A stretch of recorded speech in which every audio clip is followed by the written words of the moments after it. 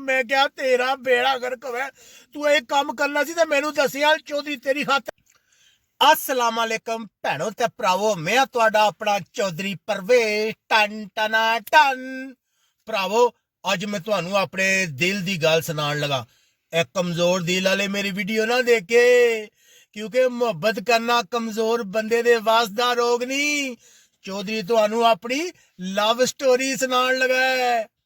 ए चौधरी जब नवा नवा जवान होया ना, चौधरी नू महल्ले दी कुड़ी नाल इश्क हो गया। अच्छा जी, इश्क तो हो गया, हुण चौधरी नू समझ ना आवे के करे, उन्होंने किस तरह दसे। अजकल तो तुहानू पता है व्हाट्सएप है, फेसबुक है, दूसरिया चीज़ां फोन कर सकते हो। ए चौधरी दे वेले ते सादे जमाने हुंदे सी ने, जदों कबूतर चिट्ठियां लै के जांदा सी। चौधरी ने बड़ी कोशिश की कि कोई कबूतर पकड़ ला, लेकिन कबूतर चौधरी के हाथ ना आया। फिर चौधरी ने एक दिन आपे हिम्मत करके उन्होंने लैटर दिता। उन्हें आख्या नहीं चौधरी, मैं तेरे नाल मुहब्बत ना कर सकती, टुर जा। चौधरी बड़ा परेशान हो गया, घर टुर गया। चौधरी नू बुखार हो गया, एक हफ्ता चौधरी मंजी तू ही नहीं उठिया। घर वाले बड़े परेशान, डॉक्टर को लै गए। और साडे मुंडे नू के हो गया? उन्हें आख्या चौधरी नू प्रेम रोग लग गया, इहदा कोई इलाज नहीं, इनू लै जाओ। अच्छा जी, फिर चौधरी का एक दोस्त है, उन्हें चौधरी तू केडा पागल है, मंजी ते सैन नाल कुछ नहीं होने लगा। और तू हीर रांझा ससी पुनू तके उन्हें कितनियां मेहनत मशक्कतां कीतियां, जा तू भी काम काज कर। चौधरी ने मिस्त्रियां नाल जाना शुरू कर दिता, बाहर रेड़ी ला रही फैक्ट्रियां जाना शुरू कर दिता। 2-3 साल चौधरी ने कुट के मेहनत की। जे रांझा होंदा या ससी पुनू मैनू तक परेशान हो जाना, लख नाल असली आशिक ते तू है। खैर 3 साल चंगी मेहनत की बाबा जी। राती समा ते नींदर कोई ना आवे, घर वाले आखन चौधरी के खाएगा, वो जो बनान चौधरी आखे मैनू नहीं पसंद, मैनू नहीं पसंद। उन्हें समझा इनू कोई जिन च मुड़ गए। उन्होंने क्या पता, मैनू तो चड़ेल च मुड़ गई है। अच्छा जी, कम ना बनया, मैं ढेर मजदूरी की, वो को ना मन्ने ही को ना। एक दिन मैनू एक सियाना मिल गया है, चौधरी तू भी बड़ा बेवकूफ है, इश्क तो कर बैठे पर तू दिमागू हाली है। लेकिन इश्क जिन्हों को दिमाग होंदा इश्क तो करते ही नहीं, ये तो बगैर दिमाग वाले का काम है। उन्हें आख्या तू ज्यादा पैसे कमा। मैं आख्या मैं चोरी करा, बैंक लुटा, जुआ खेडा, करा के चौधरी के करे। उन्हें आख्या नहीं नहीं चौधरी गुस्सा ना कर, बाहर जा।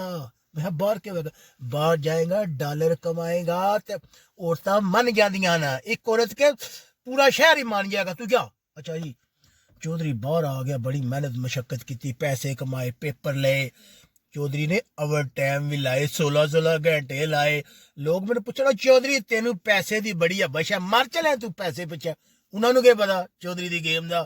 चौधरी ने इश्क किया सी, तो जे बंदा इश्क करता फिर 12 घंटे करे काम या 14 घंटे, क्या फर्क लगता।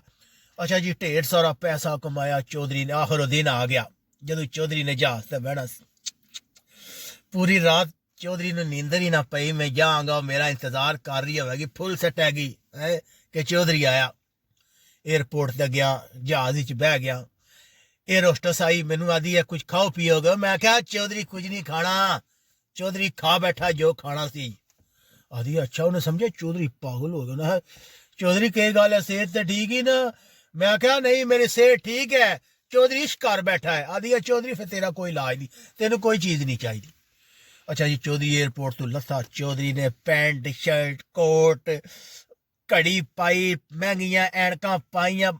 पिंड वाले तो सारे तो कहते नहीं चौधरी नू क्या हो गया, चौधरी तू तो करोड़पति बन गए।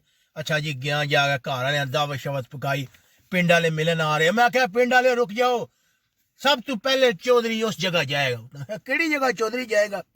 और मैं क्या एक कुड़ी नाल मैं मुहब्बत करदा सा, जिदी खातर मैं बाहर गया, मेहनत की है, पैसे कमाए, सब तो पहले मैं उन्हें प्रपोज करांगा जगह। उन्हें चौधरी केड़ी कुड़ी?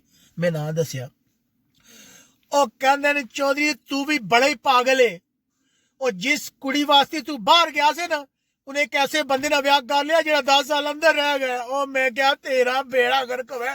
तू एक काम करना सी, मैनू दसिया चौधरी तेरी खातर 20 साल अंदर रह गया यार। बाहर दलील ना लवा, चौधरी रुल गया।